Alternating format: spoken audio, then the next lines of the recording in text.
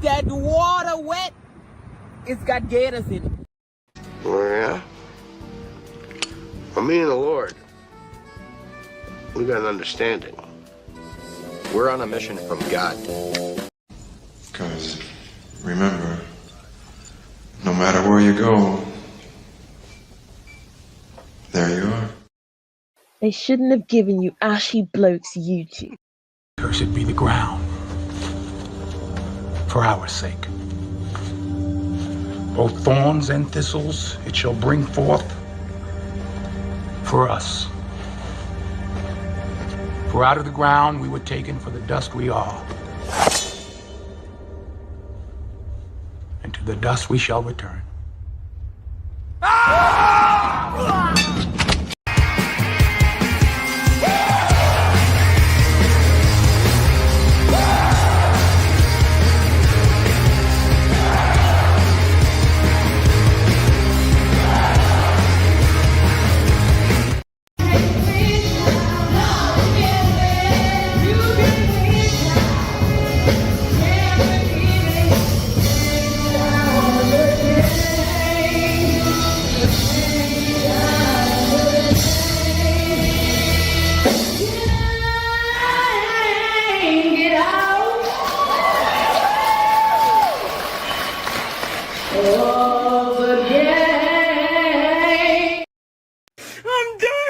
I'm done with life, and it's all Jermaine's fault. It's always Jermaine's fault. I'm done. All right, good people. I've had a couple of requests to actually go over this, okay, and it's something we talk about all the time because the topic comes up quite often about black people and welfare.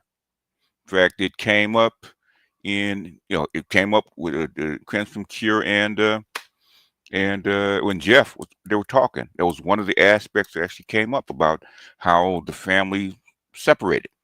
It's a long legacy. Our black scholars actually knew this would happen. Okay. And since the black family works in the reverse order of nature, any remedy that is not specific to the black culture is not going to work. It's actually going to do more harm than good. Feminism is one of those things. Like, that's why they name feminism. Feminism helped white women, okay, but it hurt black women and hurt black men, hurt the black family. Okay. Under feminism, the white family actually made more money under feminism because it suppressed the black men. Now, there's other issues that they had, but things they actually made more money, believe it or not. Anyhow, let us get going. Okay. Welcome some people. We'll go ahead and get into this.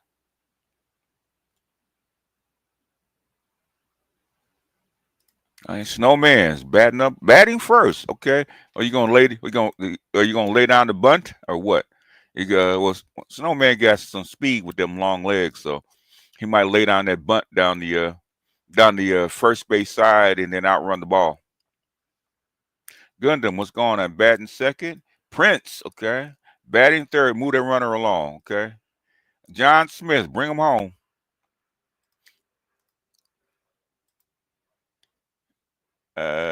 Adric, what's happening? Kevin, what's going on? AL, what's up? What's up, boss? Brooklyn's finest, what's going on? There's Toya. Where's my apple at, girl? AB, don't talk about Cheyenne Bryant, Ebony K. Williams, Melissa Ford like that.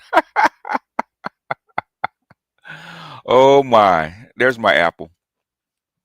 And you know what? Corey got her correct, man. Cheyenne Bryant is not what she appears to be, and she's a hood princess. Ain't no way she will come from that background, get a PhD, and talk like she's a upper middle class chick. She's not. Okay, we know who she is.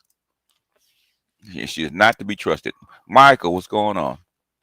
ASEX said Trump gave me a check, so I bought a Becky Poco compare allegedly. Okay, I don't know what that means. Paul, what's up? Appreciate your welfare was a bait in a 70-year-old trap. Actually, it was not bait, believe it or not. Actually, it was um, it was a mistake by white people. It wasn't bait. Captain Obvious was going on. Ricky was going on. Quentin was going on. Welfare was actually developed in 1935. Okay, there's a very good book called uh, uh, the Child Support System, written in 1997 by this chick that worked under Clinton. That's to reform the child support system. Right? She gives a very clear, detailed description of what AFDC is actually for. Okay, it was actually made for white women and white kids whose father had actually died or abandoned the family to go find a job. Okay, that's what AFDC for, right? Aid to dependent children. Okay, and only white women could get it up until 1961, I believe. Okay, in fact, we had found it in Wikipedia, and once we found it and clipped it, Wikipedia took that down. Black women could not get it until 1961 uh, under the Kennedy administration. Is because they were doing what's called civil rights, and they tried to. Moynihan tried to correct the problem, but it didn't work because guess what? Black women want their welfare. Uh, Captain Obvious, what's going on? Ricky, what's going on? I forgot to look up this other. I'll look it up when the video's running. Okay. It's called It's called the welfare cliff. I've done videos on it. I might go ahead and look up my old video since the charts are there. Quentin, what's going on? Tooth Trib, what's going on? Eddie, what's happening? Free Agent Triple OG, the Black Toxic, what's going on? Mel L, what's happening? The Yo. And I want to say this, man, because I get a lot of people complaining about me greeting you guys, man. And if you guys want me to get into the stuff and not greet you guys and not say hello and not read some of your um, some of your chats, okay, I won't do it because I'm getting people that complain. So, and I've learned that from Art and a few other people that it's a thank you to you guys for supporting me. So that's why other people that live stream actually greet the people that come in. Okay. Dr. Thunder does it, Art does it, a few other people do it. So that's why I decided to start doing it, man. Is because I want to welcome you and actually say that I appreciate you for being here. But if you guys don't want me to do it, just let me know, okay? Because I hear a lot of people that want me just to get into the meat of the video and not do the preamble, which is fine, okay?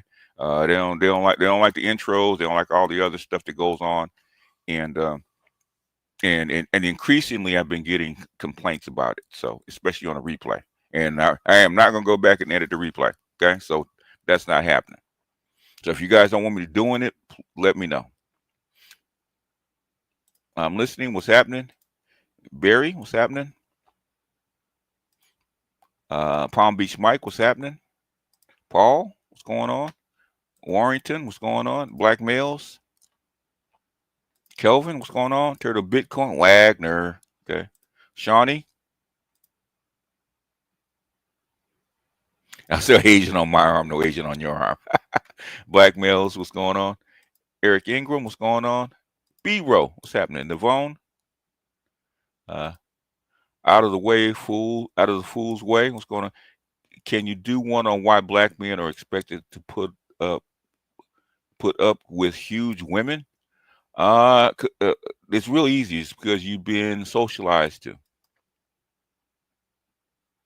It's called socialization. Same thing with African men do the same thing. Okay, that's how come black women love Nigerian men, because Nigerian men love bigger women. So big girls love to go to Nigeria because they're in their element. Eric Ingram, Shannon Green, Indigo Flow, Levon, what's going on? Can't break even, can't get out of the game. Yes, sir. Hit the like button. Horowitz, what's happening? Spain Man, what's up? Hope the real Jermaine and his surviving kids are doing okay. I heard that. Moses, what's going on? Donnie Anderson, what's up? Supreme Pivot, what's happening? Dr. Els, what's going on? Tao, what's going on? Okay, and Greg. W. Brizzles. Said, ask Thomas Sowell, Glenn Lowry, Dr. Claude Anderson. I talk to Dr. Claude all the time. But facts are facts. So he had to go back and look up the record. I actually read like 2 or 3 books on this shit, okay? And the facts are facts, okay? If you that's how come nobody wants you to look at the Moynihan report, because it disputes you. It's actually a breaks you up from that narrative, okay? It was not intended to break up the black family. Black women asked for welfare, okay? It wasn't something that was imposed upon them. Most black women asked for this shit, okay? And the rules were in place well before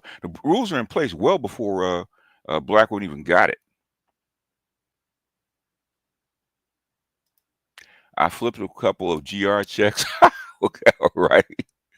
Okay, welfare was it was well intended initially. It basically, welfare was not supposed to go on this long. Okay, it was supposed to sunset by 1960 until the Social Security system got rolling, and widows were actually supposed to be rolled into their husband's Social Security.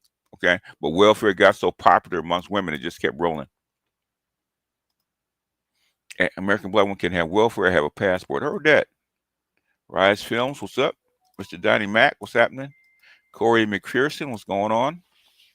I have read it. I might have to pull it out again because not everybody knows about it.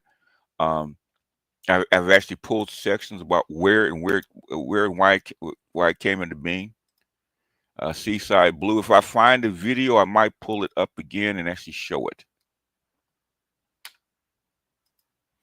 And why white women were allowed to receive welfare before 1961? It was because it was initiated in Johnny, I just told you what it was, okay? Okay, black women were not, because they said black women are part of the workforce. They said black women didn't need it until 1961, okay?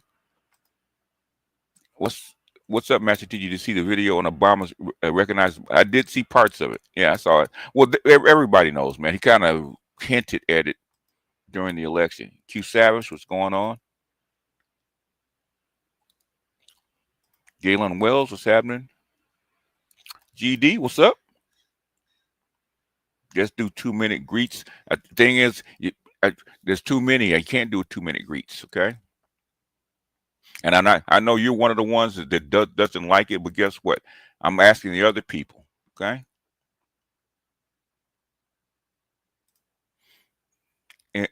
Imbonisi, is that how you pronounce it?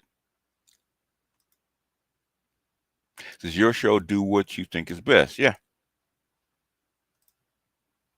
Yeah, that's why that's why I'm putting it out there. Okay. They come. I mean, the thing is, I don't understand why it's that big a deal. Okay, especially if you listen on a replay. It's called a skip function. It's called a skip function. You can skip past what you don't want to hear. Okay.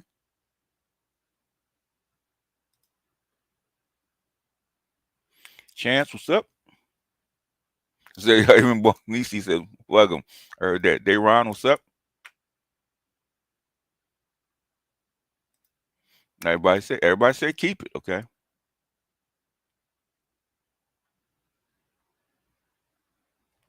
Michael said, I don't see a problem. People complain about anything. They just can't log in a little. The thing is, it's always on a replay, okay? And I allow people to actually post, the time stamp of when, I actually get into the details, even though it annoys me, okay? You got a skip function. You just continue your greeting, do your preamble. Appreciate you, Ms. Delta. They can fast forward. I don't know what it is, okay? Jason Chatelaine, what's going on? Painless, salute, what's going on? Durante Swing, what's happening? Lionel Player One, what's going on? I'll put in the time since after. I don't care about that, man. Y'all just stop freaking complaining, okay? Okay, let me do my show. Let me do my show. If you really want it clean and whistle, download the shit and edit it yourself. Okay. Be just I like your preamble. It's your unique style. Appreciate you. Be just if it ain't broke, don't fix it. Keep the same intro. That's what you guys like it. The thing is that I was telling this to somebody else, right? The reason you do a live and the reason you do an AMA is to see what the people, your subs, like or don't like. Okay. And the thing is, you can notice the show changes according to what you guys like. Even the topics I pick is according to what you guys have suggested, what you guys want to see. Because I could go completely into politics, okay, if I wanted to, or geopolitics or something else. But I don't, is because this is what the channel's made for, and this is what you guys want to hear.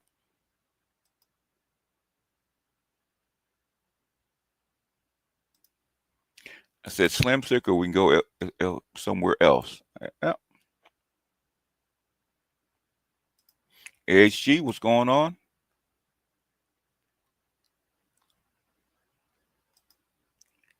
Cyrus says, I don't like the premium equals matriarchal ninjas. Keep doing you BGS. I heard that. That's it. Anything else? Anybody else? Ellis, what's up? Big Trick, what's going on? John, what's going on? What's the best? Oh man, there's no one. Okay, there is no one. It depends on what you're investing in. Real estate is different from stocks, which is different from currencies, which is different from trading. Okay, the best any book on patterns. Okay. Some of the older books, I can't remember the names of them because I read them like 30 years ago. I have a basic book on trading.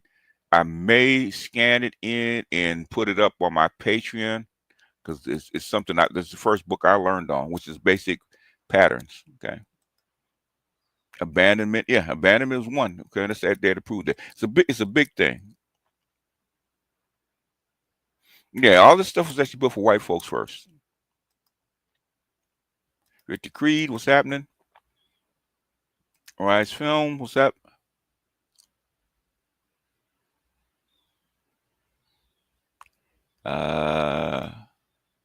Brooklyn's Finest, what's going on? Jeffrey Massey with a super sticker, appreciate you. Louis, what's happening? Devon, yeah. Just skip it. I do on the replay. Yeah. If you love geopolitics, well, some people do. I'm thinking about making my my master's teacher's response channel, since the haters have kind of died down a bit and gotten quiet a bit. I'm thinking about putting political stuff on there because there's a lot of stuff that's on C-SPAN and other places that I could actually plunk that down. So I'll let you guys know as going forward if I have time to actually do it, because I run across this stuff all the time. I just don't clip it and make content out of it. But I think I might. I'm starting to watch C-SPAN again and looking at Senate hearings, which are like watching paint dry, but there are some interesting things. So look for the political stuff on my Master Teacher's Response channel, because I think that's the best place for it.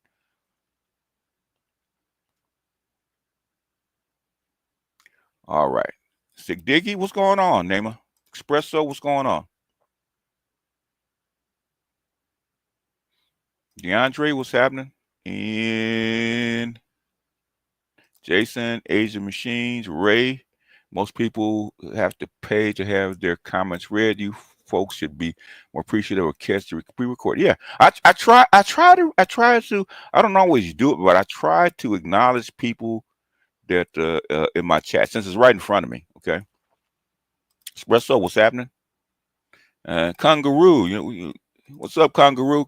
Kangaroo means crow in Swahili. Oh, the motherfucking Grinch. What's up, man? You got a Grinch sighting. Yeah, I think Master Teacher Channel for political stuff. I think that's probably where it is, because I always tune in to C-SPAN when a confirmation hearing comes around. I would say if you really want to see what's happening in DC, and MS Delta probably can uh, co-sign with this, watch an hour or two of Washington Journal in the morning, okay, either on a replay or live, right? And they'll give you a feel about what they're talking about in Washington D.C. because everybody, all the people that in politics tune in the Washington Journal on C-SPAN every morning, okay, every morning, okay. There's things that they watch. They watch Washington Journal during the week, and then they watch the Sunday shows, okay, on the weekend. That most people in this space talking politics never tune in, never talk about, right? That's where all the policy is actually made. If you watch C-SPAN long enough, you know policy inside and out. You know who all the players are. Okay. Anyway, let's get going. Let's go ahead and get started. Okay. I'm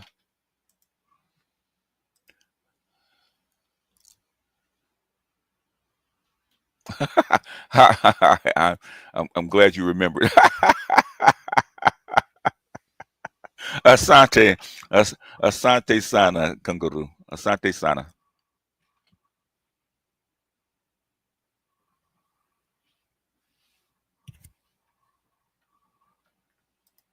Hubert, peace, master teacher. I got my pen and notebook ready. Okay, I want to start with this. Okay,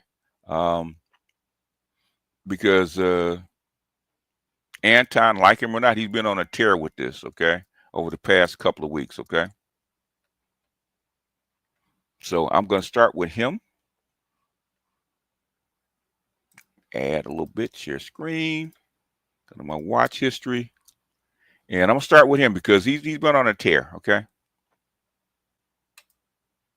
Not gonna hate me for people on government assistance to get a job.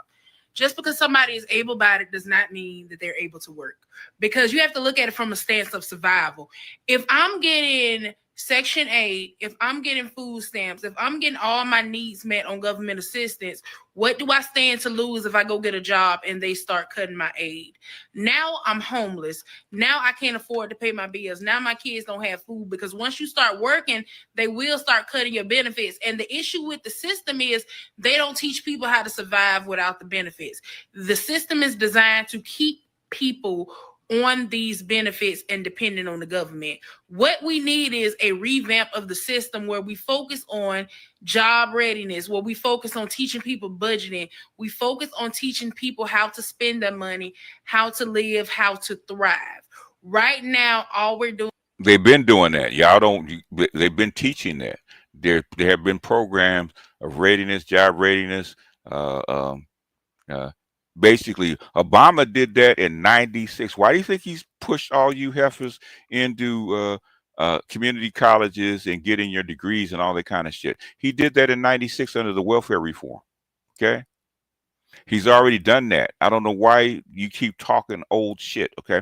They did that in the mid '90s. So why do you think all these so-called 85s welfare chicks got degrees?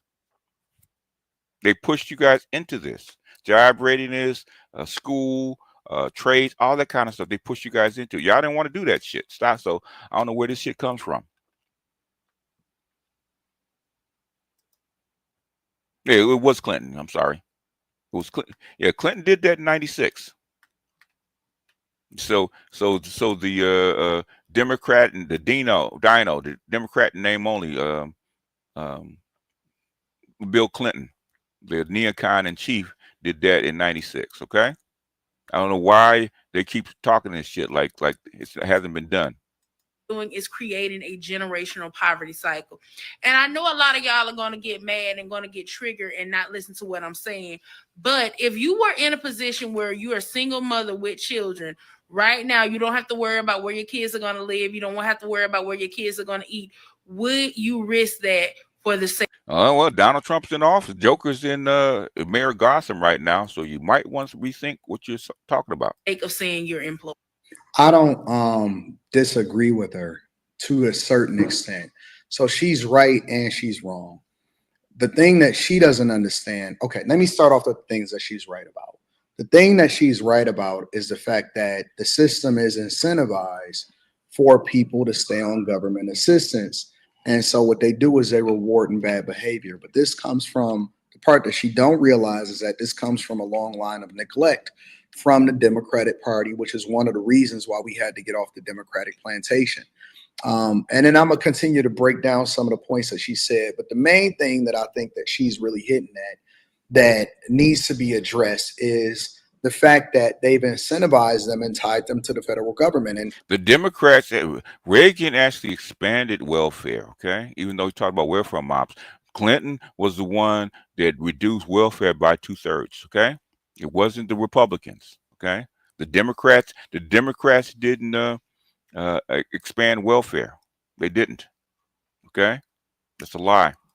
to be honest with you, there's a lot of men that have been having this conversation for a long time.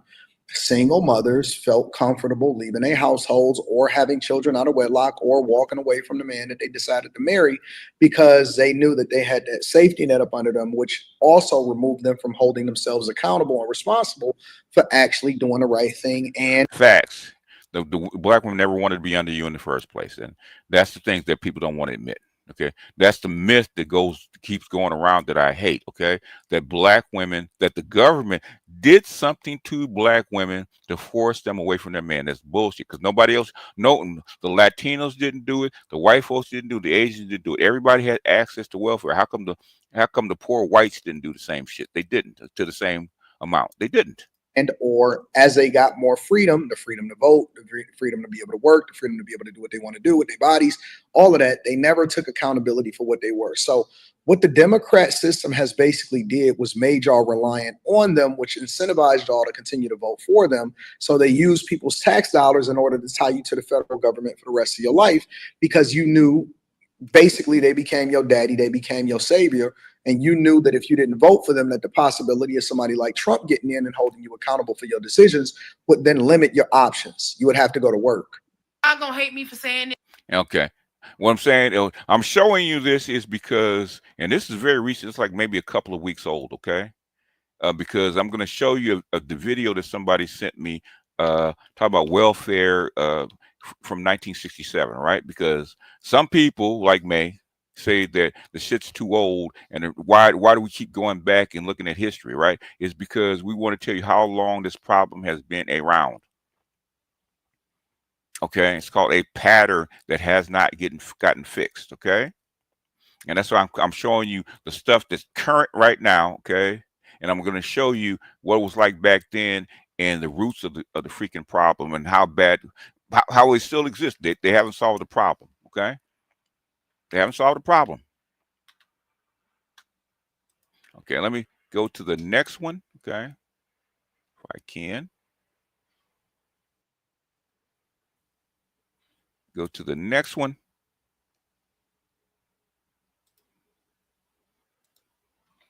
All right. He collected a lot of these, man. So I'm just showing you a few. Okay. Since FDR, yeah, go look at FDC. Okay. It's actually, why do you think it's under the Title 4 of the Social Security Act? Why do you think welfare, AFDC, is under Title 4 of the Social Security Act? It's because it's a Social Security program. No, most people don't know that. I know good and darn on well y'all don't want me to come work. I know good and darn on well y'all don't want me to come and work. Do y'all see the way y'all talk to me on TikTok? So if I come out there and work with y'all, how y'all gonna treat me? Y'all treat me like shit. I'm not gonna come out there and work with y'all. Y'all don't know how to treat people. You're disrespectful. I don't know if you even like people of my color. I'm not coming out there working with y'all, mingling with y'all. Y'all are some rude ass people. No, I'm not gonna be able to do it. It's better to be pissed off than pissed on. Y'all don't know how to treat people. The way y'all talk to me in those comments, if any of y'all out there working at any building that I get a job at, I don't want the fucking job. Keep the motherfucker. Keep it. Y'all don't know how to treat people. It's the way you treat people. You don't know how to talk to people. If I come out there, that's how y'all gonna treat me. Oh, I'm not coming. Nope, got to make another way. It's crazy the sense of entitlement that people have, um, and that they actually believe that they deserve food stamps and they deserve Section 8. So what this woman is essentially saying is that she's refusing. Now, I want y'all to be very, very aware and clear, because I see a lot of videos of people that spew this rhetoric and this narrative that's given to them from the Democratic Party, and they say stuff like, oh my God, I can't believe you kicking people off, and all of this other type of stuff, right? We know that that's all a lie. We know that the Trump administration is not kicking anybody off that actually needs and is being assisted because they have disabilities, or they are elderly, or they are a vet, and all of that type of stuff. But there are, I believe that probably 90% or more, maybe more, are able-bodied people like this, because we've experienced them in Black culture and white culture and every single culture that you can think of. We've experienced these people in our real life, and they refuse to get a job. They're not interested in working even a little bit. And the reason that they're not interested in working is because we basically allowed for them to be on the system for so long that they feel entitled to it. So they don't look at it as your taxpayer dollars. They look at it as their dollars. Like, is that once you let somebody get so comfortable, it's almost like if you let somebody sleep on your couch. You know what I'm saying? If they say, hey man, I just need a place to crash. Oh dog, I'm so appreciative of the bridge that you gave me in order to be able to survive, so I ain't out on the street. But then if they still there 2 or 3 years later, it then becomes a crutch. And so you basically enabling bad behavior. And that's what I say all the time. Okay. I said, thank you, B, for acknowledging the deluded blame blacks put on Democrats when both parties are enemies to black people.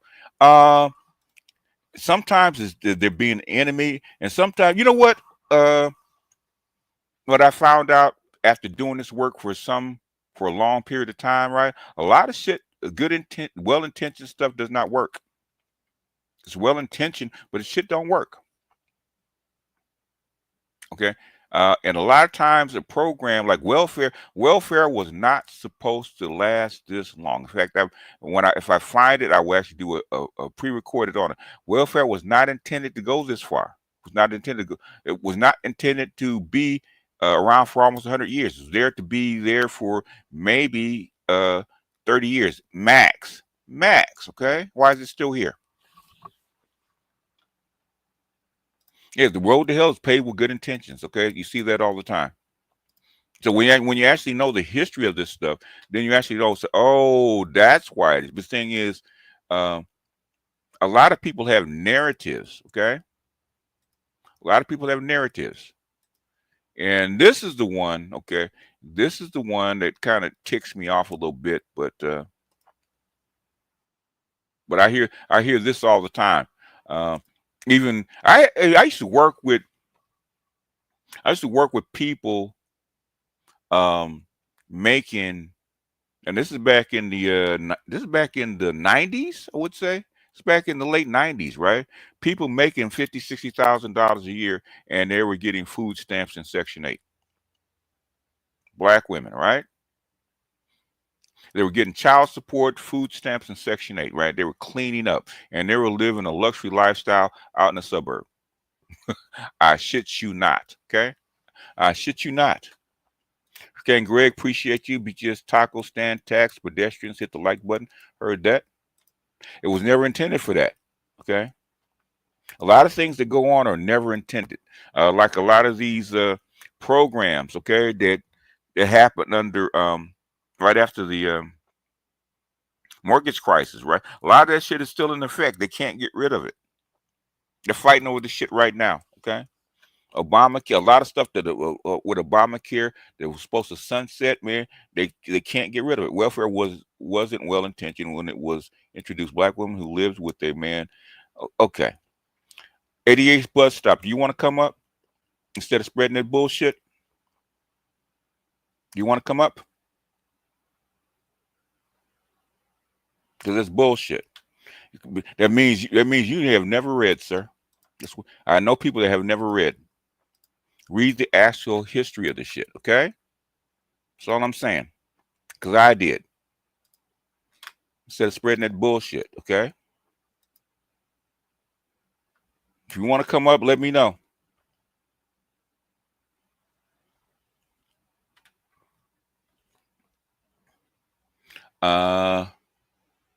Anyway, let's keep going before I get distracted. Okay, we listen and we don't judge. Yes, I have 7 kids. I hate when they start that. We listen, we don't judge, okay? She got 7 kids, right? I am currently pregnant right now with my 8th With your 8th child. child. It's people game the system, okay? People can always find a way to game. Same thing with rich people and the tax loopholes, okay? There's always a way to game the system. Same thing with the birthright citizenship with the anchor babies, right? There's always loopholes in a system, right? And they have to close the loopholes. 7 baby daddies and another one. I got 8 baby daddies. Yes, we're getting $3K in food stamps. Yes, we are killing it, honey. $3K in food stamps, right? $3,000 in food stamps. And she's probably getting Section 8 on top of that. We are killing it. No, I'm not ashamed. I've been a mom since age 14. I got pregnant at age 14 with my first child.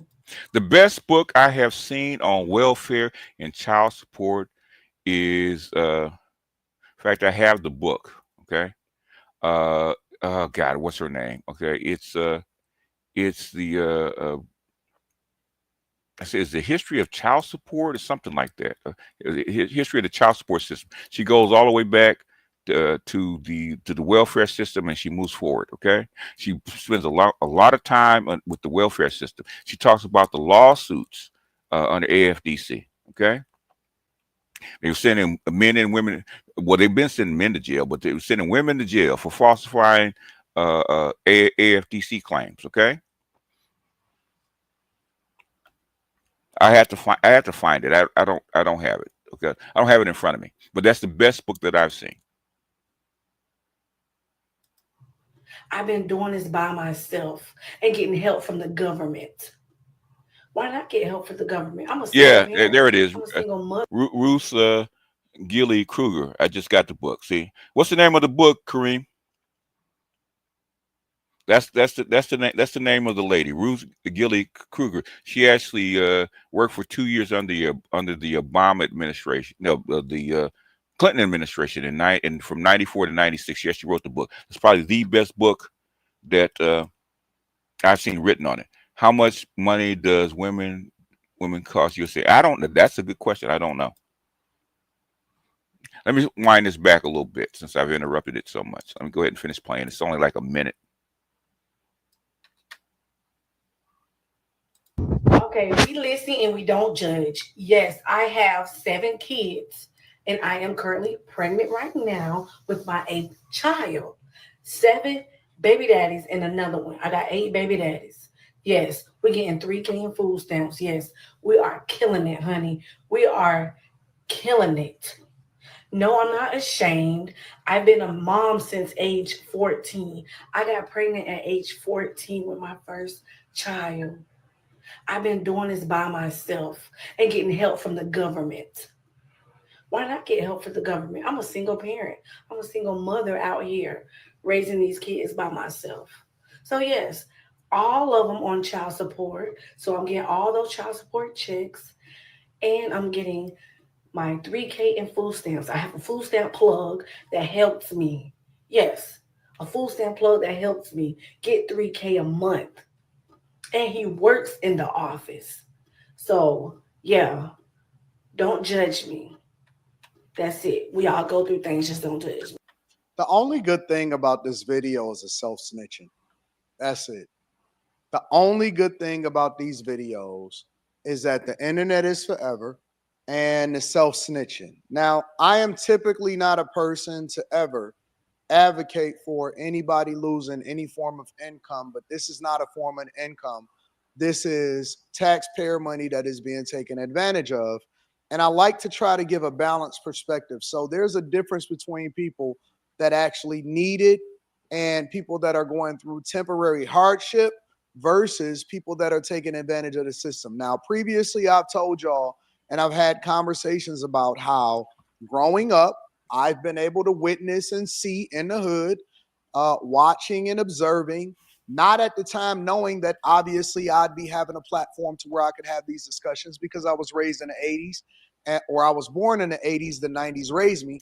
And so I've observed and seen and witnessed people like her feel comfortable. And as a matter of fact, they look at having children as a sport.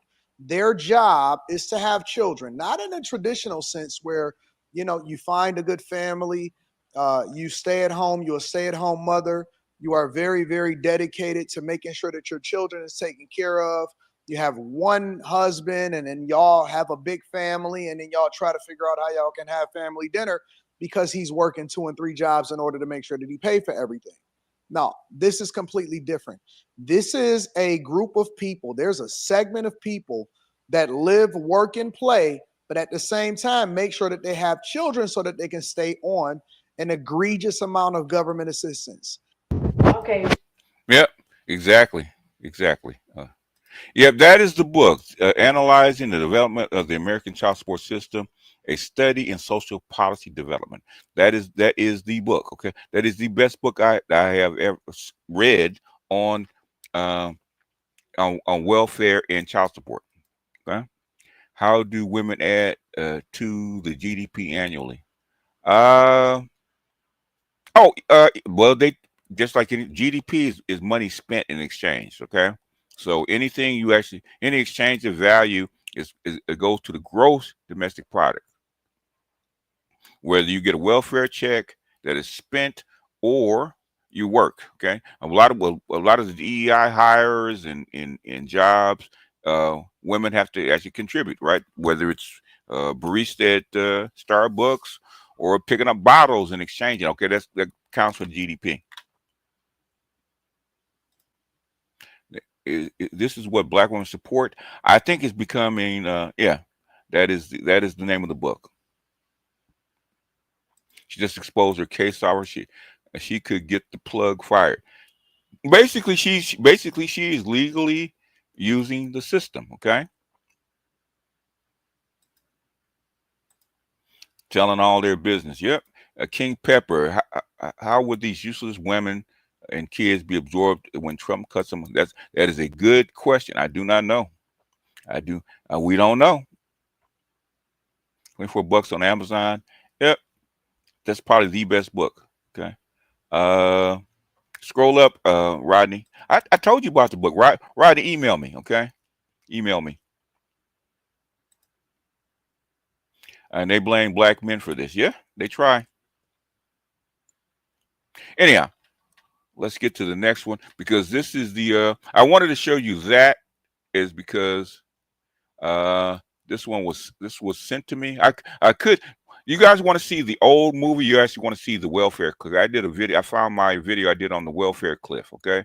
In other words, welfare cliff is um how much does a man have to make to take a woman with a couple of kids off of welfare?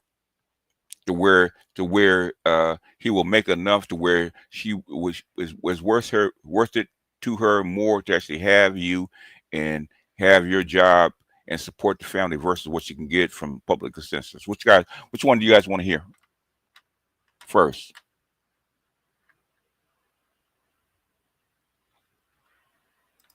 Sent Black man to the rescue.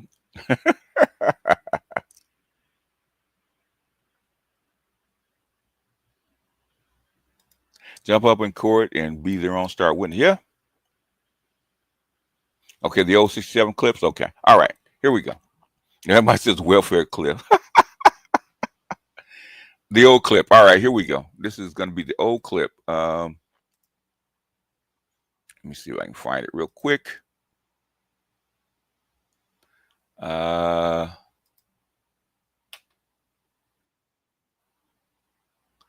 not the right one.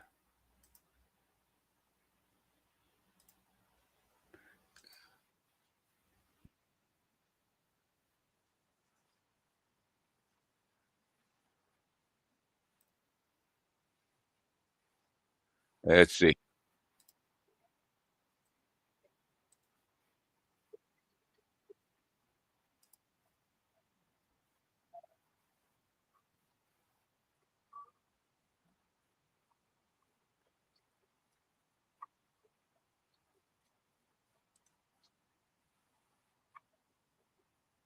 Okay, let's do this again.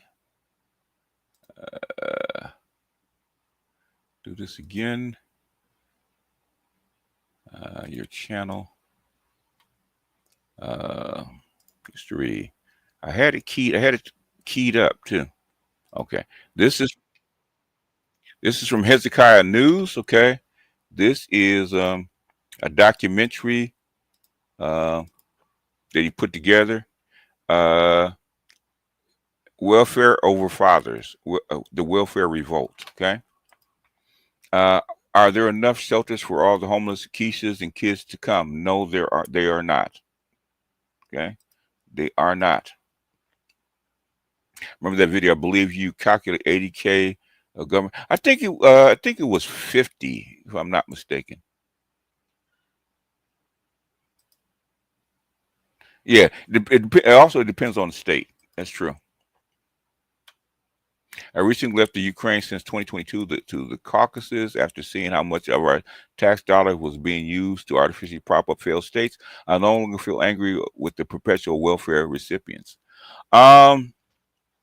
The thing is, if the families were stable, I wouldn't care. Okay, but the thing is, it's something that we have to mention because it's been around so long, and it promotes single motherhood and broken families. Are you cool with that? 88 bus stop. Are you cool with that? Are you cool with that? Are you cool with that? 80th bus stop, because you guys argue shit, okay? In bad faith, actually.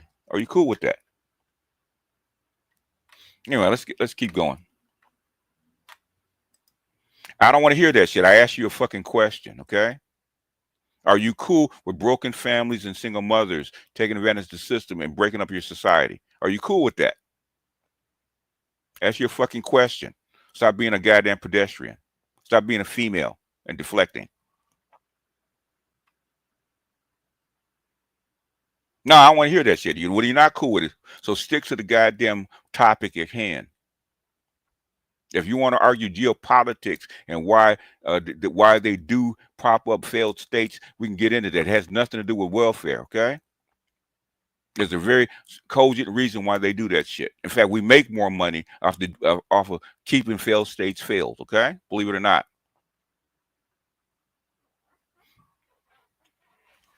If you're gonna do this work, if basically you want to cross swords with the Jedi Master, then you need to learn the trade, okay?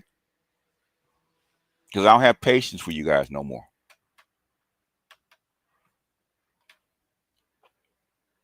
Anyway, continuing. Mrs. Ella Horn is a leader of the welfare rights movement. Their principle and their overwhelming complaint is that there simply is not enough money to raise a family, and then that it's given in a self-defeating and self-perpetuating. And this is their words, okay? Way that it degrades the people who receive it. I have children. I look at my kids' face and I think, am I going to really prove to them where it starts at? You know, they're always screaming about delinquents. American Welfare Department makes delinquents. There is an evil system around. Martin Luther King believed. Felix, what's going on? I'm late to class. Big ups. BGS, appreciate you. No, you didn't answer my goddamn question a while back, okay? You don't know what the fuck you're talking about. Okay? That welfare is part of that system, damaging to black and white alike. Will not get right until this evil system is removed, because as I have listened and as I've looked and as I've lived in the ghetto, I've seen what this evil system has done to my brothers and my sisters. Yeah, when Monahan and Clark and all these people try to fix this shit, guess who rose up? White women and black women rose up and beat it back, okay? Monahan was tasked to get black people and black women off of welfare because there was too many on it. And they beat him down. And they still beat him down. Okay? They were trying to correct the situation, but nobody wants a remedy. I've seen how it has left little children with clouds of inferiority formed in their little mental sky. I've seen how 88, unless you want to get up here, you want to tangle with the master about this, okay? I suggest that you pipe down because you don't know what the fuck you are talking about. I do geopolitics every day at a high level. You don't know what the fuck you're talking about. this evil system has transformed nice, decent young women into prostitutes. I've seen how this system has transformed nice, decent young men into dope addicts trying to escape the ugliness of their daily life.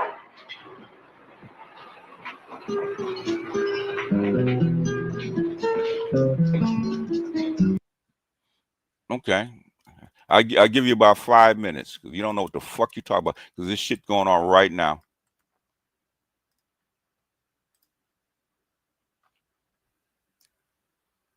There it is.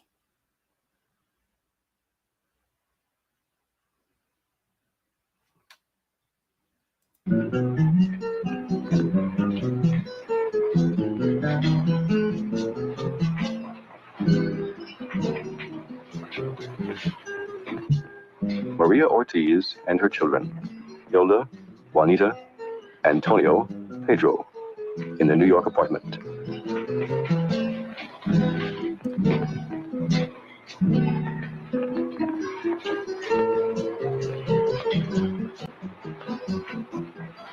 Now listen to what they say about her, okay, and compare her to the woman that we just saw with the 8 kids, okay. Ortiz gets her welfare check under the Aid for Dependent Children program.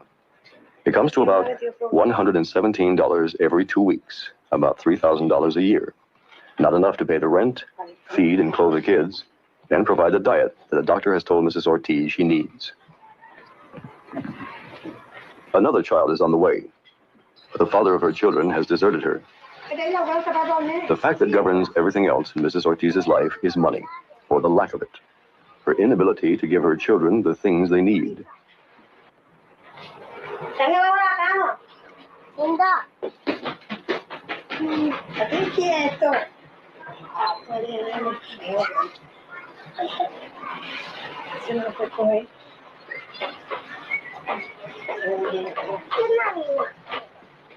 But Mrs. Ortiz is comparatively fortunate. She lives in New York, which has one of the highest welfare standards in the country. Some places, Mississippi and some other southern states in particular, keep welfare recipients at the edge of starvation. 30 cents a day for each child in some areas, 50 cents a day in others. In those last days before the welfare check arrives, the children subsist on what their mother bought 2 weeks previously, mainly cereal, sometimes potatoes. Mrs. Ortiz, with 4 children and the 5th on the way, is probably beyond the point of marriage. The men she meets rarely earn more than $80 a week. In other words, she gets $170 in assistance plus food stamps every 2 weeks, right? The men that she makes at max make $80 a week, right? That means she would have to subtract $10 or $15 or $10 or more every 2 weeks if she wanted to marry that guy, okay? Marry a father. That's called the welfare cliff. All right, 88. What do you know about failed states and why failed states exist in the system? Are you up? You have a mic? You have your mic on? Are you gonna talk? All right. I guess he's not gonna talk. All right. Back to where we were. Anyway. In other words, that's the welfare cliff, right? He just explained the welfare cliff, right? The max, the father, so-called father abandoned the family, okay? In other words, if the father didn't abandon the family, she couldn't get welfare. So she listed him as abandoning the family. But under ADC, under the original ADC, right, which is under the Social Security system, right? Okay, it's only 2 ways until 1971 you could actually get welfare. Two ways, right? One, he had to come up with a death certificate. Okay, father had to have died. The second way is the father had to have abandoned the family. In other words, you can't find him. Those are the only two ways. Okay, there's a reason for this. There's a reason. The stuff was set up from the beginning under who? Roosevelt in 35. So they're going by the original rules of the law as it was passed back in 1935. Okay. It wasn't to keep the men out of the fucking house because you wasn't supposed to have a man, period. Was not supposed to be a father. Otherwise you couldn't get it. Which is why they had to say that my husband, my baby daddy abandoned me. Otherwise they could not get welfare.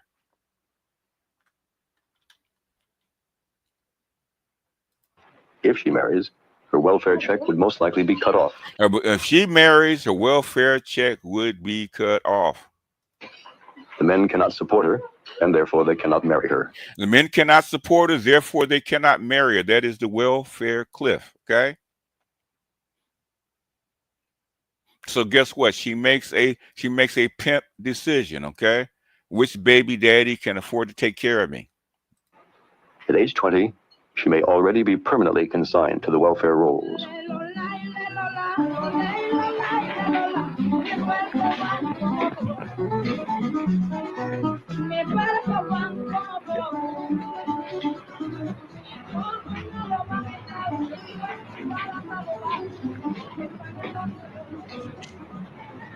She'll be losing money if she got married. In fact, I could play it, but I'll let this roll since y'all want to see the clip because I actually talked about the welfare cliff. Okay. Problems of the Ortizes are similar to those of welfare families in other cities: Los Angeles, Denver, Chicago, Detroit. I have never received my check on time. Now they say and this is a white woman. Okay, it's not just black people. You put them out, but now like yesterday, it's supposed to have been here yesterday, and it didn't arrive. And I'm waiting today for it. Now, 2 weeks ago, it was supposed to have been on a Friday, so it didn't arrive. So I waited. I put you up, man. You're removed, okay? Just because I asked, were you there? And guess what? Say something. Can you hear me now? I can hear you now. Okay. I like I told you, I'm in Russia, well, around the border, and I'm kind of like jumping through tunnels just to like access YouTube from here. Okay. The thing is, why do you? Which failed state are we talking about in particular? Okay. Oh no, there's a bunch of them. Like I was in Syria. Like I can't even tell you what we did there. Which one in particular? You talking about the Ukraine right now? You talking about Syria? Oh yeah. Bro, we've been in Ukraine since the Cold War. Like it's been a while. We've been propping up groups. My unit actually trained the Azov Battalion. In other, why do you think? Why do you think after? Why do you think? Number one, why do you think they Obama and Hillary Clinton actually caused the color revolution in Ukraine? It's a continuity of agenda. No. Hold on. You asked me a question, right? Okay. Are you right? Are we getting aggressive on my show? No. No. I think Hold on. Hey. Whose show is this? I know it's your show. Are you a guest? Are you a guest? I'm a guest, but can you act like one. And I don't get excited with me. Okay. I'm not. Oh my God. Now, oh my God, calm down, okay? Okay, now you got I'll give you 2 minutes. I'm gonna shut up and let you talk, okay? Okay. I asked you, do you know why the color revolution in Ukraine got started under Hillary Clinton and Obama? Go ahead. I was there. Okay, why? I was in Crimea. Because of Crimea, right? Okay. I was in Crimea. This thing goes way back. Why do you think? I don't want to derail your show. Hold on. Listen to me, okay? Yeah. Why do you think that Obama went after Crimea in 2014? It's to surround Russia, bro. No. Come on. Okay. What did Putin do during the Syrian war towards Obama? What did he do? When was the Syrian war? Can you remember? The Syria war was 2011. It was still going. Basically, for the most part, it ended when Syria Yeah, collapsed. but in 2007. Right after remember Libya when they were transferring weapons to Yeah, Syria? Remember where that? Ambassador Stevens died. Yeah, I know. Yes, remember that? Remember that? Yeah, And then remember the Friends of Syria? The same yeah, 50 countries, same I 50 remember countries. everything. You remember the 50 countries? It was the same one that started with Libya, okay? Transferred the weapons to Syria, okay? And they were bombing the hell out of Yeah, Syria. that was Operation Timber Sycamore. And guess who stepped in to prevent that? That was Putin. I remember. Remember that? Like I said, like you see the guys in what you call them, the Wagner, like their leaders are Ratibor, and I met them in Syria. Ratibor Locus is the leader now. You met them in Syria, but the thing is, this Putin backed down Obama in Syria, okay? Of course he did. And guess why they went after Crimea? You should know this. You're a military guy, right? I know. Because they wanted to set up a NATO base. They wanted to turn that. No. It was to blockade NATO. Okay, do you know the little green men that took over? No. Listen to me, okay? Mm-hmm. Where is Russia's only warm water port? Yeah, that's Crimea. Okay. Where does the Black Sea have access to? Black Sea, you can go through like the straits in freaking Turkey. What do you call that? And it leads you right out to the what? Yeah, right into the Mediterranean. Okay. Yeah. Okay. So in other words, if you take away Crimea, okay, and the Russian Navy doesn't have access to it, where do they have to sail from? They're gonna go all the way around, either from the north. Now is it making sense to you? Yeah, like I said, I was there. It was to surround Russia. That was the answer I told you. So why do they need to surround Russia? Because the whole point of this, it all started from Lord Palmerston. No, I'm part English. I could tell you this. Like most of you think like the CIA, MI6, or the Mossad are different entities. I'm gonna let you talk. Go ahead and talk. Yeah, we're one. Okay. You see, it all started when most people don't even understand the unconditional hate of the UK for Russia, right? Okay, you got another minute, okay? Which that's not okay. So Lord Palmerston and McIntyre, he said, whoever controls the land port will be the next world power, right? Which is the Asia Minor and all that stuff. It's called the land bridge, okay? The whole land mass, which is Europe in England at that time, in his writing, he called it the World Island. He called it the World Island. It was Mac in there in 1904. I know. Okay. Yeah. Okay. Go ahead and finish up, and I'm gonna tell you exactly what the real reason is. Setting up Israel. I don't want to go into that. Not setting up that. Then Japan in the Far East. At the time, we weren't even worried about China, right? China is a consequence of our own like misadventures. However, the aim was Russia, right? No. The aim was always Russia. No. Okay, let me give you a short version, okay? Because this is going on right now. In fact, if you listen to people like Mearsheimer and all the other military experts in the United States, they tell you the exact same thing, right? In fact, what's his name? Are saying the exact same things, okay? What happened? Because the Soviet Union fell, right, in '89, right? Remember the New World Order and all that kind of shit, okay? Yeah. Okay. Guess who got Russia off their feet, because they were destitute, right? They were carpet bags cleaning them. Guess who got them off their feet? You tell me. China. Took China a whole bunch of gold to pick up Russia, put Putin in, and get Russia off his feet, right? Okay. Putin was a consequence of MI6. Clinton actually helped him. No. Yes. No, I'm telling you. Because he was the guy. Look, China, I know all about Russia. Hey, you lived here. Ask the right questions, right? It was China that paid for Russia to get off his feet. Remember a little thing called the Shanghai Cooperative, SCO? Yeah. In '95, okay? Yeah, Shanghai Cooperative. It's called Chinese money, okay? Yeah. China had everything to take over the world. They had manufacturing, had gold, and they had money, balance of payments, right? What did they not have? Resources. Military. They didn't have the oil either. Russia. No. They did not have the military. They get oil from anywhere. They'd have the military. Who has the military? No, if it wasn't listen to me. Russia, we would blockade China. Like who has the military? Russia did have a military. They did have the military, but guess what they didn't have? They had no economy. Exactly, and the military can't function. It doesn't run on an empty belly. Dude. In other words, basically, if you, because I talked about this shit 3 years ago. Okay, when the Ukraine war first started, the object was to bring out Russia to do what? Surround who? To get to China, but that's the same thing for Iran. Why do you think they're after Iran? Because it's in the Caucasus. No. Hold on. Iran has always been in the purview of the Soviet Union. That was why the Soviet Union had to invade. Guess in 2001, because I know this shit, because I've been following shit for fucking. Because Iran. Hey. Guess when the Persian Gulf War first started, right? Guess who ran in the arms of Russia and China? Iran. Okay. Guess who's still with them?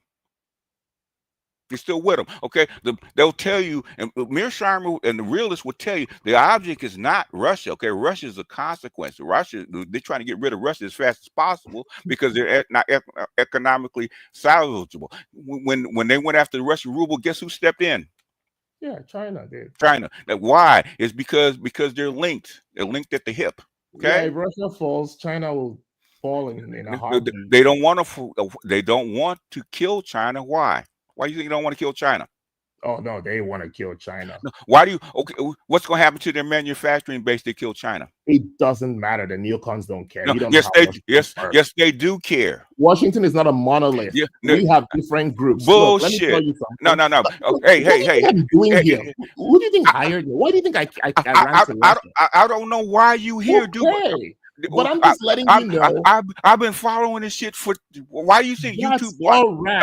Okay. All right. Hey. We're talking about welfare. Okay. What you talk about is bullshit because I know it's bullshit. I've been following this shit for too long, and everything that I've said, and these guys can back me up. Everything I said over the past 4 years has already come to pass. Okay, already come to pass. The experts that you see that are inside the beltway agree with me, including your what? And that's where you're wrong. Including Hex. No.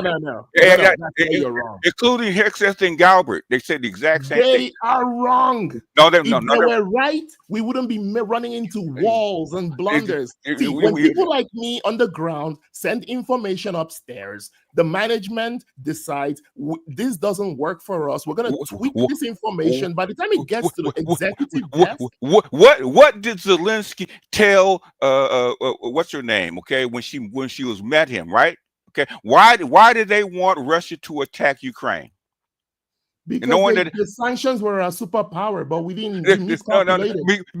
Because they wanted to collapse the Russian rule. What I knew they couldn't. Yes, and that's what I just said. Hey! Why did I know? We're arguing. We're agreeing.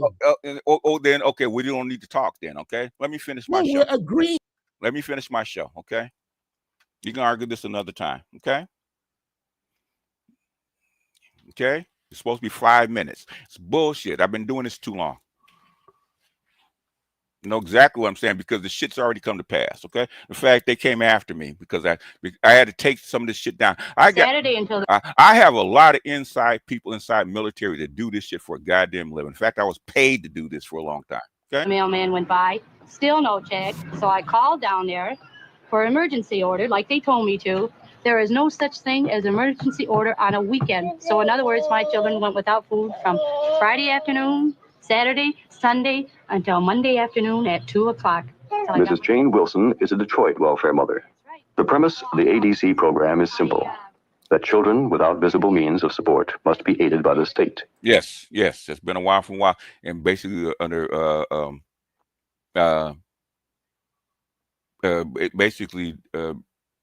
FDR did it when they reformed the system. They put this in place. Okay, it wasn't supposed to last that long. But to be eligible, a mother and her children must be without a man in the house. Exactly. The man in the house rule has been around for a long time. It's a white woman. It's not a black woman. Okay. Manor house rule had nothing to do with what they're talking about. Okay. Well, my husband left me in September, and then I went down to the emergency shelter, welfare shelter, and then I had to go through the welfare, fill out all these papers, drag all 5 kids on the bus, go down there, sit there and wait for 3-4 hours until they come around to you. I felt like the lowest thing on earth when I went to the welfare. I felt like they were all better than me, that they could walk all over me. I got down on my hands and knees to them and begged them for coats and boots for these children at wintertime. I actually got down on my hands and knees, and you can ask anybody down at that office. I actually got down on my hands and knees and begged them. And you know what? And when I went down there, sure, they gave me the coats and boots. Sure, after you get down on your hands and knees and you beg, that's the only way you're going to get anything from the welfare. And to this day, I have never gotten anything from the welfare for myself.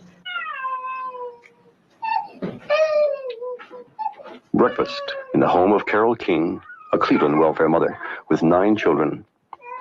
On the days before the... Which is also the reason, one of the reasons that, believe it or not, and I've heard them say it, I heard Margaret Sanger say it earlier on in her, she was doing interviews, that the women, the black women in Harlem and places like that begged her for to actually help legalize abortion because because there was no birth control and they didn't want the burden of 8-9 kids. Okay, black women are fertile. A lot of this stuff, you know, I agree that some of this shit is evil. I'm not saying that it's not, but the thing is, we have to be accurate about why things happen. Okay, if you want to understand them. Welfare check arrives. There is half an orange for each child. Yeah, Matt.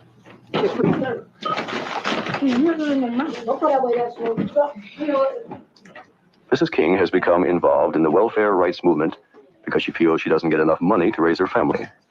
She gets less than 80 cents a day for each of her children. The Ohio legislature approves only 3/4 of the amount that the state welfare department felt was a minimum necessity in 1959. What's the matter? The rise of ADC recipients in the last 6 years has been particularly dramatic among Negro families in the northern ghettos. Giving aid only when a husband is absent pushes the man out of the house. His presence is an economic hardship, and a whole class of women and children... What do they say? His presence is an economic hardship. Okay? They blame it on the men. Okay? They blame it on the men. This is the woman making an economic decision. I'm not saying that she is wrong. Okay? I'm not saying that she's wrong. What I'm saying is stop blaming the men like the men caused this shit. Okay? And I'm not saying that the original meaning of these particular rules or programs was evil. Okay? Did it become evil? Maybe. Are growing up in the northern ghettos, knowing neither husband nor father, only dependence on welfare. Life on welfare means waiting in line for food stamps, as for everything else. After getting her welfare check each month, Mrs. King's first stop is a food stamp center in the heart of Huff, Cleveland's Negro ghetto.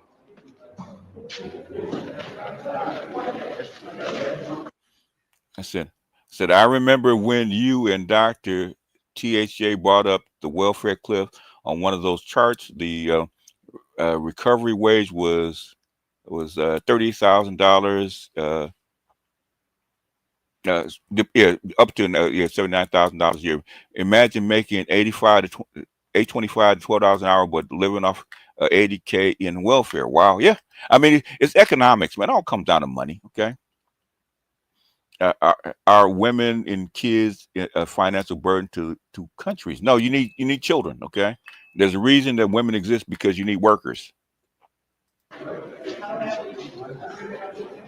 She pays $110 for $158 worth of food stamps, which must be spent only on food. The idea is that the state guides the spending of welfare mothers, and the women resent the implicit moral judgment that they don't have the capacity to care properly for their children. We are bitter because we are faced with trying to raise children without money. People on welfare, if they had money enough to at least exist on, I'm not saying, because I don't have a college diploma, that I should have, $300 a week, but I'm saying that people on welfare have a right to a decent living in a rich country like America. And, you know, like we can always, you know, send charity overseas. And it's, you know, for years, you know, we've been in poverty as a country. And that I'm concerned with, you know, a country that, you know, gets concerned with hunger in India, but's not concerned with hunger in the United States. You know, they talk about planning for a future. You have to first have something to plan with. You don't plan a meal, you know, unless you got, you know, something to eat. And you don't plan a future unless you have something to plan with. And this is what, you know, society's going to have to face. They're talking about future America. And, you know, our kids are part of that future society. And, you know, and to deprive them from the time that they're, you know, babies, now they say, you know, work with 16-year-olds. That's crazy. You know, a 16-year-old, you know, it's too late. Growing up without enough money is hard enough. But there are other cold realities about growing up on ADC. Welfare kids usually live in neighborhoods like Cleveland's Huff. They can see the results of violence, even murder, around their own homes. Ain't nothing changed, man. Ain't nothing changed. Ain't nothing changed in the what is it, 60 years? Ain't nothing changed. And they must learn to live with it.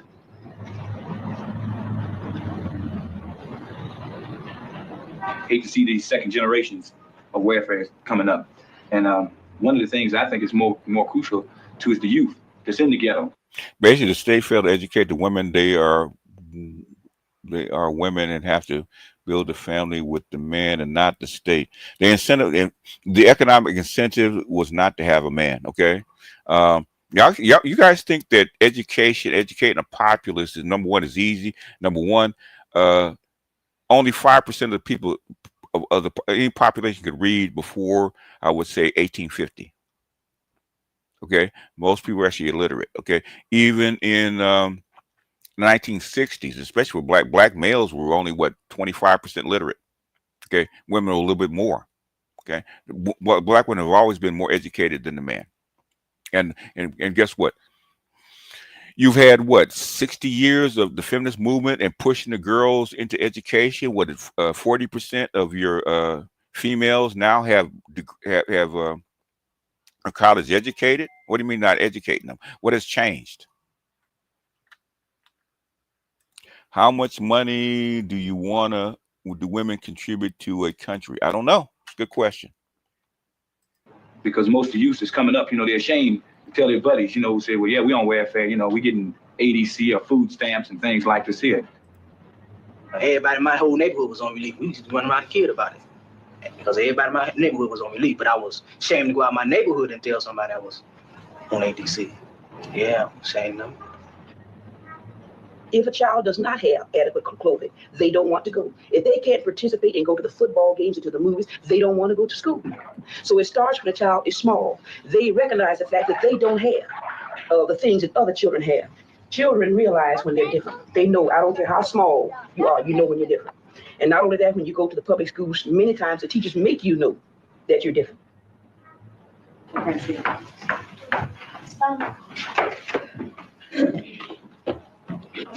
That's why the Panthers started the breakfast program and the school lunch programs. It didn't used to be before the Panthers. Okay, so it's one thing that came out of the Black Panthers and came out of the 68 Kerner Commission, which is the food nutrition program.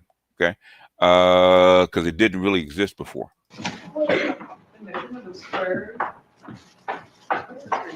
Welfare children I was not able to buy, white shirts for ties and things. If a mother go out like I do, I buy my child these knit sweaters and bandana sweaters and things like that. And he wear them with his pants. But Friday, he got to wear a shirt and a tie. And I just don't have it. They have sent my child home twice, last year for not being dressed in a tie. And I mean, it made me real mad. And I called the principal and told him, I said, look, my child ain't got no shirt and ties. Now, if you want to have one, you buy them one. Black women have not changed, boy. They still sound the same, don't they?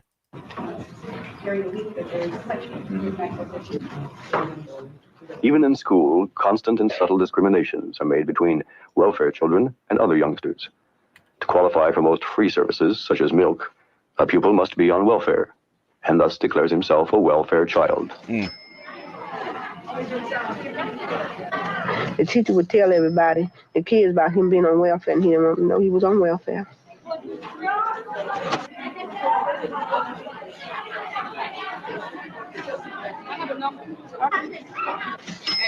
That lunch card they give him. There were some often free clinics have been around for a long time. They used to be provided by the church. The church used to do a lot of the welfare services before the state took over. It's on a special lunch that he get for welfare children, and it's not enough. They don't get no kind of dessert with it or ice cream, and I always have to give him more money to go with it. They ain't gonna give but a handful of crumbs to a mother. What do you think the young teenager gonna do? You know, why do you think that's down here on Huff? You know, because when it gets dark, they have to go out here and survive.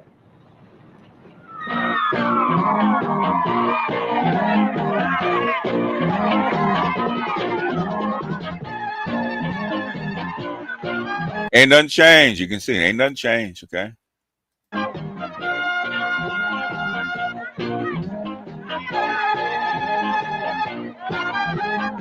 If you ain't got no kids, you don't have a society, sir.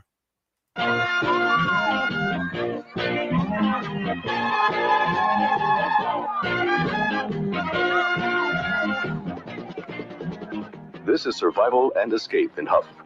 Music, movement, and this moment. But in the morning, no job that will pay a living wage.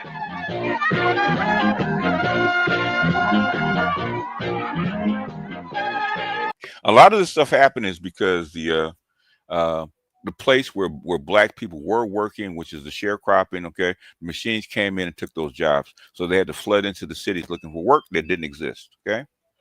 There's a lot of stuff that goes behind this. They're cutting the breakfast programs now, though, because the evaluation study said it didn't improve school performance any. Yeah, I'm not even, yeah, they're going to cut a lot of things, man. That's why I said 2025 and going forward, man, shit's going to get rough. It's going to get real rough.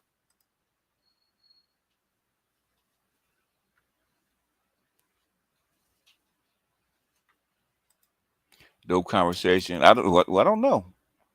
If you want to argue with King Pepper, argue with him on your own time, okay? I said welfare dance. Anyway, y'all, we at an hour and a half. I'm trying to make up for the time I took off with 88th. Okay. Now he's supposed to be an insider. Okay, you should already know this. Why certain things have gone down if you read the literature. But thing is, there's a difference between being a soldier. That's what ROTC taught me. Okay, between an officer and a soldier. Okay, officers and soldiers think differently, and sometimes I got to realize that you're on the ground. You're on the ground for a reason. Okay, you take orders for a reason. Okay. Free breakfast, lunch, and even summer made it for the difference for us in NYC. Yeah, that's true. That's because it was actually an anti-hunger program. It really wasn't about the kids studying. It's how do you feed the kids and keep people from going hungry? And kids that don't go hungry don't steal, or they don't go to crime, because hungry people will eat if they get hungry enough. The thing is, in a rich country, how do you distribute the food down far enough to where people can actually eat?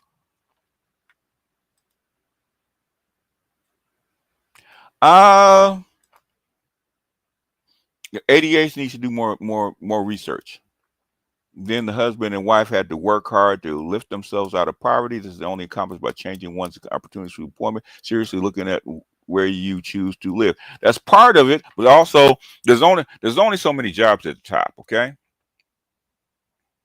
You act like there's just tons and tons and tons of these high-paying jobs. There aren't. Okay, there aren't. There's two things that go on in the capitalist country at the same time. It's called rent sinking, which is inflation, raising the prices of goods. Okay, and suppressing the stuff to where people have to work hard for it, right? And then and the suppression of wages. Two things going on at the same time. Okay. They suppress wages. There's a reason that you went through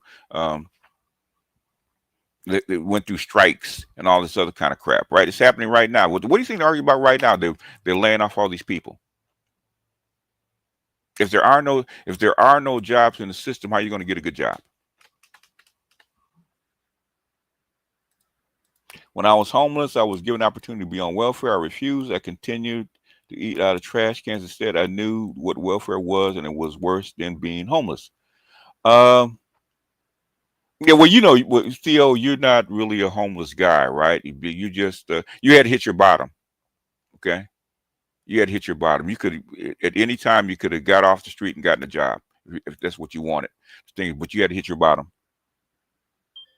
Anyway, let me get out of here. Let me play this real quick about this welfare cliff, like just a few minutes.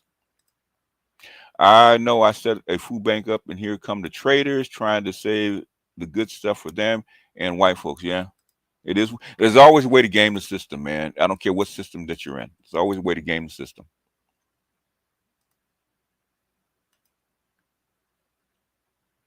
Let's see. Let me play a little bit of this, and then we're gonna get out of here, man. I didn't mean to actually derail. Wrong one. I didn't mean to actually derail the whole.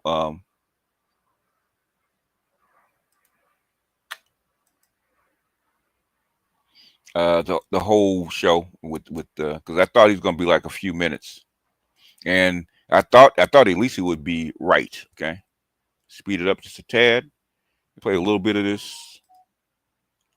It's something I did maybe a few years ago. Got to be at least 3-4 years ago.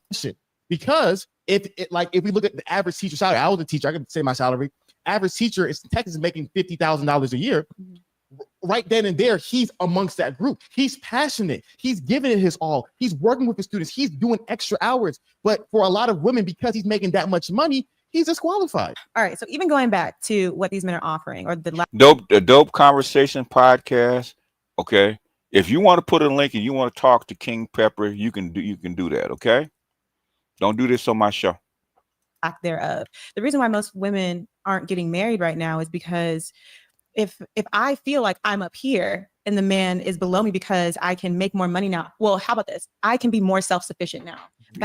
Yes, she's telling the truth, right? Then, like when my mom was growing up, she couldn't be as self-sufficient as I am, as my age. So I feel like if it was a man that was on the same level with me, if he wasn't doing better than me, I don't see what he could offer that would make me want to not settle with him per se, but like pursue a relationship and then like commit to him.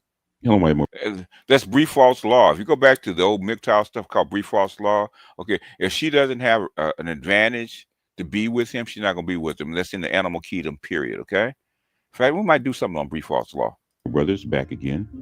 The clip you just saw was from the roommates, and they're talking about not having enough so-called good guys or acceptable guys to women. And clearly see that the standard he was using was a quote-unquote $50,000 mark. And the young ladies that were being in on the discussion, being interviewed, were saying that if a guy can't make her life better, why should she be with him? Why should she hook up with him in marriage? Now, I'm not saying it's all women, but we've seen way too often that Black women actually feel that way. This was actually suggested to me by one of my longtime subs, Albert. And we're talking about where Black women's standards come from, or even all women's standards actually come from. And it's normally resource-based, no matter what they tell you, it's actually resource-based. A lot of it is, not all of it, but a lot of it is. There's a lot, you've seen me talk about my octanes, and there's a lot of things about status that goes into it, but a lot of this stuff is actually resource-based. And we're talking about the average woman. We're not talking about the upwardly mobile, six-figure professional woman. We're talking about the regular, grind, everyday woman. And if you listen to them, from the baller chicks all the way down to the ratchet chicks, they always talk about the $50,000 mark and how $50,000 is not enough. So I remember when I was going through my charts, I actually saw this chart, and it intrigued me because it talked about something that Dow Rock talked about. I think Dow Rock actually did talk about this back in 2012 when I think this kind of thing was going around. It's called the welfare cliff. And this Dow Rock is an old red pill white man, okay? That I think he's into real estate, okay? Rich guy, okay? Actually talked about this in 2012, about the welfare cliff, okay? White, red pill man, okay? Christian, as a matter of fact. And as you can see, the welfare cliff is how much do you have to earn?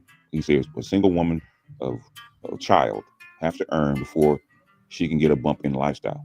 And according to this chart, and this is back in 2012, so there's a slightly updated one that I'm going to show you later, but this is in 2012. And at that time, the welfare cliff to where how much you had to earn to get a change in lifestyle was $55,000, or $57,000, I do believe in this one. And for women that actually earn, I think in this one, a single mom would have to earn almost $70,000. Single mom of two would have to earn almost $70,000 to offset what she would lose in benefits. So it may not be 100%. What I'm saying is this is possibly where some of this mindset is coming from, because this chart was actually done by the American Enterprise Institute they call it the welfare trap. In other words, the government is actually incentivizing people not to work, according to them. In other words, they make, especially for women, say a single woman, not to work because the government handouts are so much more. And they actually added up. So we're just going to go through the list really quick and tell you what these little things mean. A lot of people might not already know, but for the people in the back, okay, we're actually going to go through it. So we're going to start from the bottom. Obviously, the blue is earned income, what you work for, minus the taxes. In other words, the tax hit that you would take. Negative income tax, which is earned income credit, is the light blue. Obviously, cash that you would get from subsidies, welfare, not food stamps, but other kind of subsidies that you might get to actually supplement your income. Now, probably not even including child support, because that's a wild card. Food stamps is the violet. Housing vouchers, which is a big one. In other words, Section 8 housing. So I think they're kind of understating the Section 8 housing, but the Section 8 housing support, Section 8 housing allowance is a big one. Energy, supplemental energy, especially for places that are cold like Chicago, Minnesota, New York, places like that, you get energy supplement. You get a cut rate on your bill. Child care is a big one. Child care is very expensive. Most women on some kind of assistance or low income get child care. I think on this one, child care was relatively light. I think child care, runs like $500-600 a month, which is quite a bit, especially for a working woman. Medicaid, if you don't have work-sponsored health care, health care runs about $300-400 a month, quite a bit. And then the last one is CHIP. CHIP is Child Health Program. I remember Obama had to reinstate it because Congress was actually going to end it. But those are the programs, the government-sponsored programs that don't always give you direct cash, but they supplement your lifestyle. Say like a woman she's got 2 or 3 kids, she doesn't have a husband, but her rent is paid for, so she could live up in a house, depending on how many children she has. Her rent could be up to like $1,200 a month, and she only pays $150. That's quite an incentive not to work. It'd be hard for a man to actually come in. In fact, there was a video where this dude was living with this woman on Section 8. Her rent was $200 a month, and she was charging him $2,000 a month. Okay, he was supplementing her at like $2,500 to $2,800 a month, and her rent was $200. Okay, and she wouldn't tell him because it was none of his business, right? But in other words, she's living in a $2,500 a month house for $200. Okay, that's a big chunk. Okay, that's a big chunk. That's more than some people make. Okay, you're talking about $25,000 a year in supplemental income just on housing. 25 grand a month just on housing. That's not including all the other stuff that you get.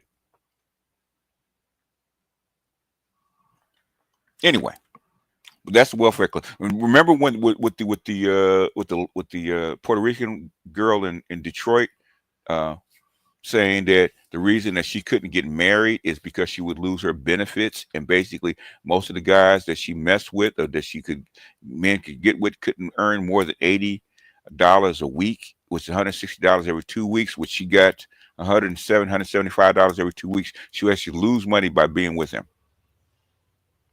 And that's not including the food stamps and the other kind of services that she get for not having a man. That shows you exactly why she didn't get married. That's how come Uncle Sam has become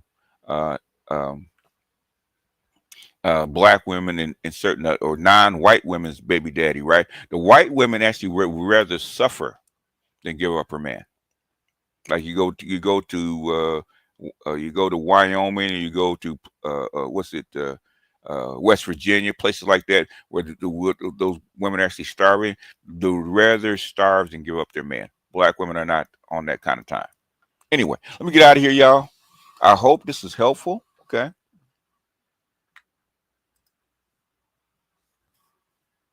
If I may be just, I want to tell y'all, thank you over the years for support. Jody and I really appreciate it. If you can help us continue to push, please do a tall man, Dr. K50. All right. That is Snowman's Cash App link. Okay. Anyway, Appalachia, I mean, which is something that Moynihan was tasked at correcting. Okay. Now, Johnson said, hey, welfare is going way too high. We have to find a way to get these black men's jobs and reduce the welfare rolls for black people, right? Out of wedlock birth rates are going way too high. Welfare is going way too high. How can we get black men jobs to actually reduce the amount of welfare, right? And the thing is, the shit didn't work. So he had to understand, why are black people the opposite of everybody else, okay? And that's where the Moynihan Report and the Kerner Commission and all the other stuff that's come out about black people and black culture and how it can be corrected. But the thing is, nobody wants to tell the fucking truth about why things go on, which is why these myths still surround everybody, okay? Surround everybody, even 88s, okay? There's a whole bunch of myths that go around, okay? I know exactly why the Ukraine war started, okay? I know exactly what was going on with Syria. I know exactly why they fund failed states. Okay, know exactly. The whole war from 2001 upwards was about China, but there's a whole bunch of background shit that goes on with China and that kind of stuff. You know, which may be a boon to the United States, because us here on this landmass will probably be in a different state if the elites had been able to transfer their wealth to China instead of it staying here. But that is a topic for Patreon. I'm not going to do that on live air, okay, where the public has access to it, because I'm in enough trouble already. Anyhow, let me get out of here, y'all. It's sad how many westernized countries choose welfare over men. Okay, the thing is that the reason they choose women like that is because they want women to have children.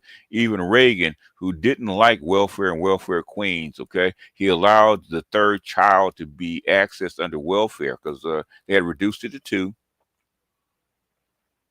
In other words, you can't get any more money after the second child, right? And Reagan increased it because he needed to increase the fertility rate of women.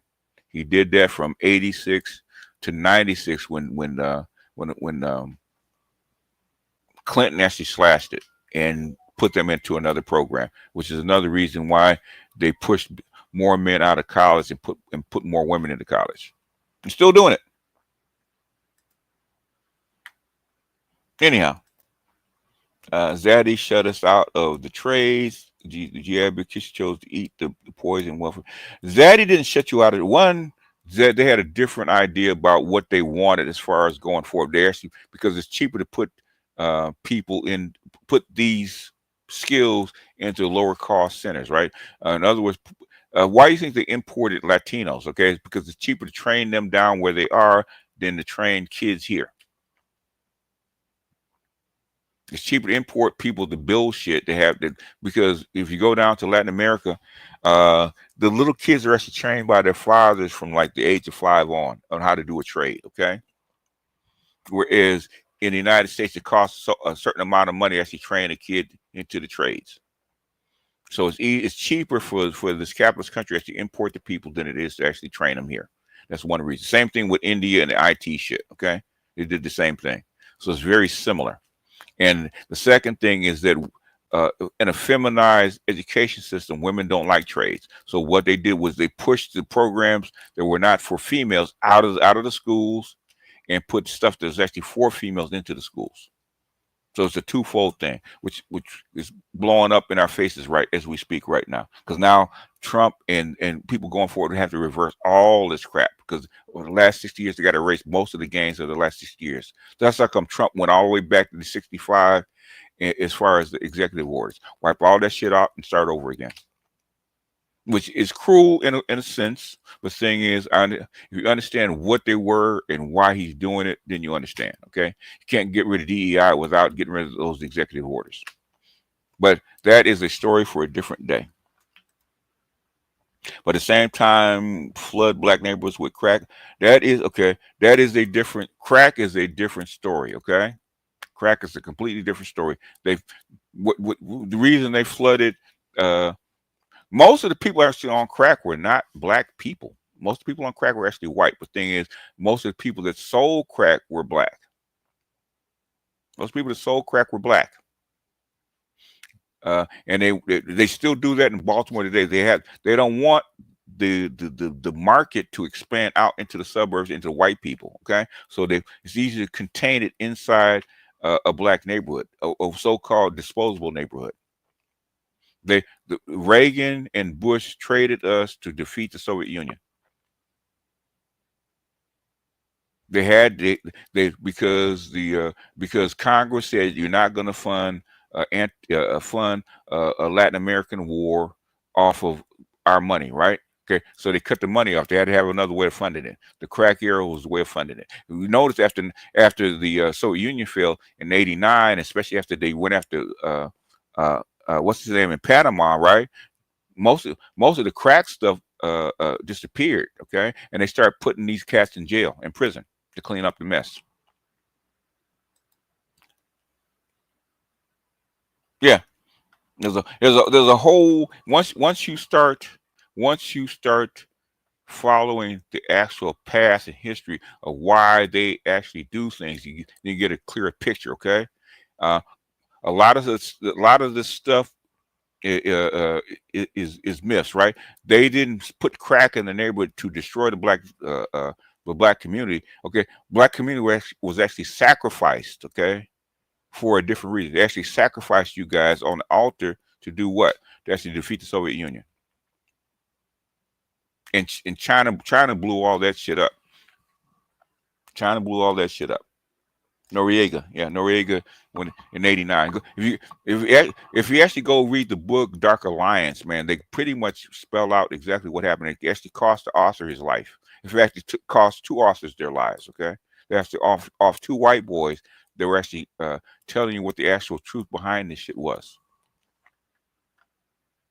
America is a cold game, man. America's a cold game, very much so. The thing is that that's why they wanted to run the same play with fentanyl, right?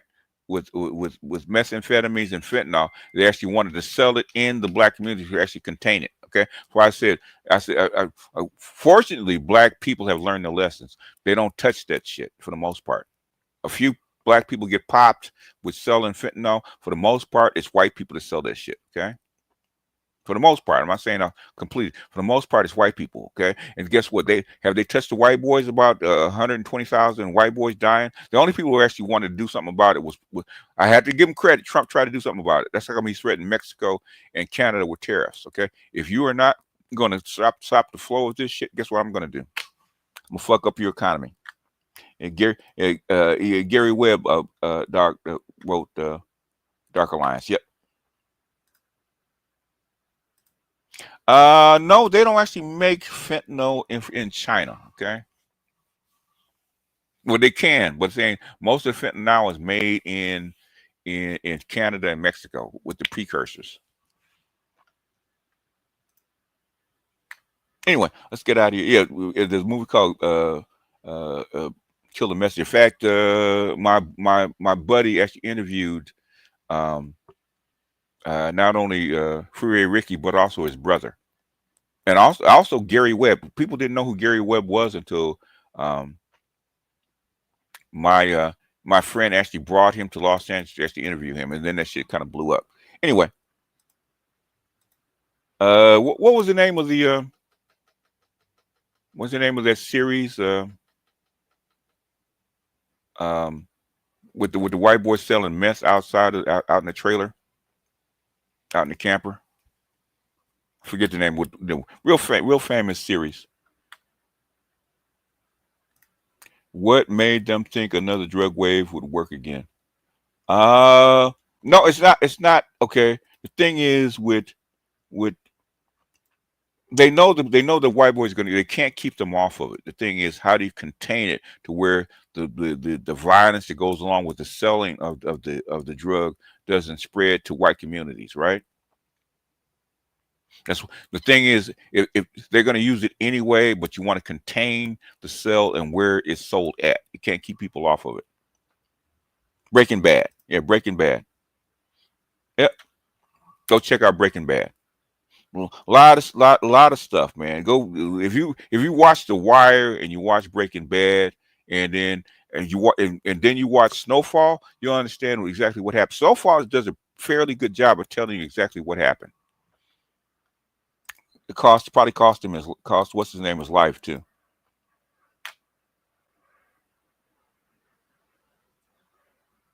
Anyway, let's get out of here. I will see you guys tomorrow. Okay. I hope you guys got something out of it. I didn't want to derail I'm sorry for derailing the whole show over some geopolitics, man. Because in screaming match, because these motherfuckers think they know shit and they don't. So well, I'm on the ground, motherfucker. You don't know. You ain't on the ground. We're agreeing. No, we ain't agreeing. Okay. We're not agreeing. What can I say? Mamba out.